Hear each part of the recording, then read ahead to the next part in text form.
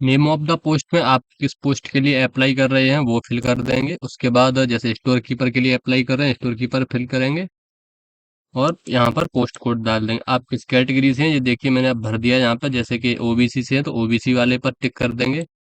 उसके बाद आप एक्स सर्विसमैन है तो यस कर देंगे, अन्यथा नो। अगर आपका घर में भाई या आपका बेटा कोई भी बीआरओ से रिटायर है तो यस करेंगे, अन्यथा नो।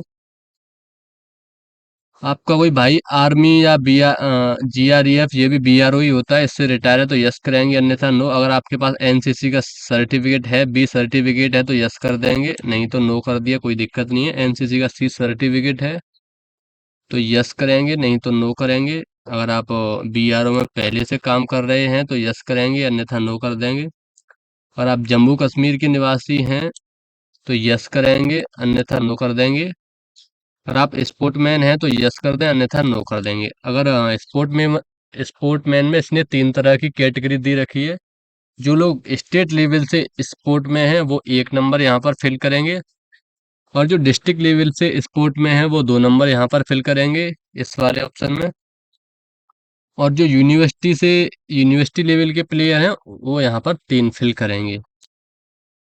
तो यहाँ पर आपने अगर इसमें दे रखा है supporting document issued by complete authority should be attached in support of above claim, मतलब आप अगर किसी में भी यस का ऑप्शन लगा रहे हैं इस वाले ऑप्शन में, जो पांच का A B C D E F G H, अगर आपने इसमें से किसी पर भी यस पर निशान लगाया है, आप उसके पात्र हैं, तो आपको उसकी एक फोटो कॉपी फॉर्म भरते टाइम उसमें संलग्न करनी होगी, उसमें लगानी होगी ऑफलाइन।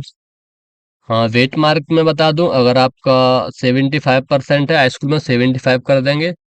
और ये जीरो है तो इसकी मैं भी तुम्हें बताऊंगा। उसके बाद यहाँ पर आपको अपना नाम फिल करना है। यहाँ पर आपको अपना फादर नेम फिल करना है। 10 वाले ऑप्शन में फादर नेम और नाम आपको हमेशा कैपिटल लेटर में ही फिल करने हैं, आपका नाम, फादर का नेम। उसके 11वें में आपको अपनी डेट ऑफ बर्थ फिल करनी है। यहाँ पर आपको अपना एड्रेस, 12वें में आपको अपना एड्रेस फिल करना है। एड्रेस के बाद आप उसके बाद एरिया पिन कोड फिल करना है। अगर आप दो एड्रेस पर रहते हैं तो आप यहाँ पर दोनों डाल दें, अन्यथा दोनों में 12 और 13 में सेम ही कर दें। आपने जो फीस काटी है उस बैंक का नाम फिल करना है। Online payment reference number fill करना है। ट्रांजैक्शन डेट और अमाउंट कितना कटा था। अब 15वें में दिया गया है, आपने जो भी क्वालिफिकेशन क्लियर कर रखी है उसकी डिटेल आपको इसमें फिल करनी है। उसके लिए पहले वाले ऑप्शन में आपको मैट्रिक जो 10th होता है उसकी डिटेल फिल करनी है। 2018 बोर्ड यूपी किस सब्जेक्ट से की थी आपने, कितने में से कितने नंबर आए थे और कितनी परसेंटेज बनी थी आपकी, सेम 12th में फिल करनी है। और सेम कंडीशन आपकी आईटीआई में भी रहेगी। उसके बाद ये वाला ऑप्शन है, ये बी ऑप्शन उनके लिए है जिन्होंने हाईएस्ट एग्जाम कोई पास कर रखा है, ये उनके लिए। अगर नहीं पास कर रखा है तो इसको खाली छोड़ दें। उसके बाद 16वीं में मैं आपको बता दूं, इसमें आपको लर्निंग मोटर व्हीकल और हैवी मोटर व्हीकल की डिटेल फिल करनी है। पहले में डेट ऑफ इशू, कब इशू हुआ, किसके जरिए से इशू हुआ, आरटीओ के जरिए से। ये पीरियड ऑफ लाइसेंस, आपका लाइसेंस कब तक वैलिड है। और ये वाला ऑप्शन उनके लिए है जिन्होंने अपना लाइसेंस रिन्यूअल कराया है, ये उनके लिए है। अगर आपने रिन्यूअल नहीं कराया अभी तक तो कोई दिक्कत नहीं है, अगर रिन्यूअल कराया है तो ये डिटेल उनके लिए है। उसके बाद आपको एक्सपीरियंस की डिटेल फिल करनी होगी। आपने किस कंपनी में काम किया है वो इस कंपनी का नाम डालना होगा। आपने कब से कब तक काम किया है वो फिल करना होगा। आपका नेचर कैसा रहा था वहां पर, अच्छा है तो गुड फिल कर दें। और इस वाले ऑप्शन पर आपको अपनी मंथली सैलरी फिल करनी होगी जो आपको वहां पर पेमेंट मिलता था। हाँ, इस वाले ऑप्शन में दिया गया वेदर परमानेंट टेम्परेरी, मतलब आप परमानेंट जॉब करते थे या टेम्परेरी जॉब करते थे वो वाली डिटेल यहाँ पर फिल करनी है।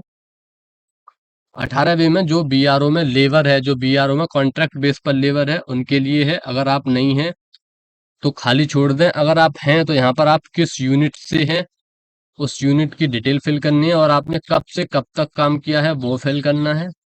आपने कितने मंथ और कितने साल फिल काम किया था वो फिल करना है। आप किस ट्रेड से या किस डिपार्ट से थे, इस वाले ट्रेड वाले में आपको अपना डिपार्ट फिल करना है। और आपका प्रेजेंट स्टेटस क्या है, जैसे आप काम कर रहे हैं तो यस प्रेजेंट स्टेटस है तो आप लिख देंगे वर्किंग।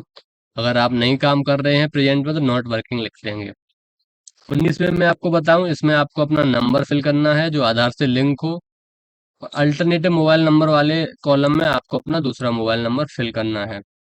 20वें में आपको बताऊं, इसमें आपको अपना आधार कार्ड फिल करना है, आधार कार्ड का नंबर फिल करना है। और फॉर्म भरते वक्त आपको आधार कार्ड का फोटो कॉपी अटैच करना है। इसमें साफ किया गया कॉपी अटैच। 21वें में आपको अपनी जीमेल आईडी फिल करनी है। और 22वें में डिक्लेयर, आपने जो भी इसमें डॉक्यूमेंट लगाया है वो इसमें साफ लिखा है कि आपने जो भी डॉक्यूमेंट लगाया है वो आपकी तरफ से सही है। अगर कुछ भी गलत पाया जाता है तो उसमें आपके खिलाफ कार्रवाई की जाएगी। तो प्लेस, यहाँ पर आपको अपना डिस्ट्रिक्ट फिल करना है और यहाँ पर आपको अपनी डिटेल फिल करनी है। आपको थंब के बाद बताऊं, आपको अपने डेढ़े हाथ का अंगूठा लगाना है इसमें, और याद रहे थंब एकदम क्लियर रहना चाहिए। और यहाँ पर आपको अपने सिग्नेचर करने हैं। उसके बाद ये एडमिट कार्ड की डिटेल है। एडमिट कार्ड को आपने बहुत ही सावधानी से फॉर्म फिल करना है एडमिट कार्ड का। इस वाले में आपको कुछ भी नहीं करना है, ये फॉर ऑफिस के लिए है। इसमें आपको अपना फोटो लगाना है और आपको फोटो पिन नहीं लगानी है, फोटो में आपको फोटो चिपकाना है बहुत ही अच्छे तरीके से। उसके बाद पहले वाले में आपको अपना नेम फिल करना है, आपके अपने पिताजी का नाम। हाउस नंबर में 0 फिल कर देंगे। उसके बाद विलेज, आपका जो भी विलेज है वो विलेज, आपका पोस्ट ऑफिस क्या है, आपकी तहसील क्या है, आपका डिस्ट्रिक्ट क्या है वो फिल करना है। और आपका स्टेट क्या है वो स्टेट फिल करना है यहाँ पर। और आपके स्टेट का जो एरिया पिन कोड है इस वाले में वो आपको अपना एरिया पिन कोड फिल करना है। यहाँ पर आपको अपना आधार नंबर लिखना है और एक कॉन्टैक्ट नंबर भी लिखना है। और इस वाले कॉलम में आपको अपने सिग्नेचर करने हैं क्लियर, और इस वाले में आपको अपना लेफ्ट हैंड का थंब लगाना है बहुत ही क्लियर जो साफ दिखे। Applying for the trade post, आपने किस ट्रेड के लिए अप्लाई किया था वो आप यहाँ पर फिल कर देंगे। उसके बाद इस वाले कॉलम में आपको कुछ भी नहीं करना है। इसको आपका जब एग्जाम होगा तब इसकी जरूरत पड़ेगी। इसमें आपको कुछ भी फिल नहीं करना है, इसको आप फिर भी फॉर्म में लगा के भेज दें।